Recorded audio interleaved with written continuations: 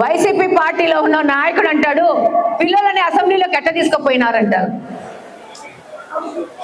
అంటే వాళ్ళు ఫస్ట్ బయటకు వచ్చేసి మైకులు పట్టుకొని మీడియా ముందుకు వచ్చేసి ఏదో ఒక విమర్శలు చేయాలన్న తొందరతో అది ఒక సెట్టింగ్ అని కూడా చూడలేని అధోగతిలో వీళ్ళు నడుస్తున్నారు, బతుకుతున్నారు, ఫ్రస్ట్రేషన్ లో బతుకుతున్నారని చెప్తున్నాను.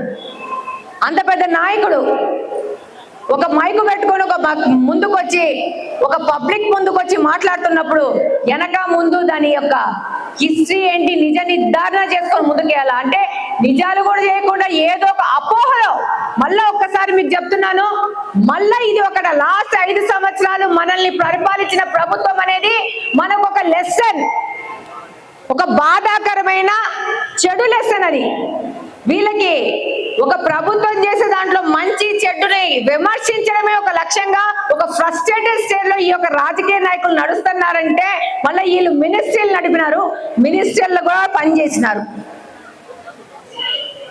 వాళ్ళ మీద జాలి చూపించడం తప్పితే మనం ఏం చేయలేం. కాబట్టి ఇట్లాంటి వాళ్ళని మనం గుర్తు పెట్టుకొని ముందుకు పోవాల్సిన అవసరం ఉంటుంది.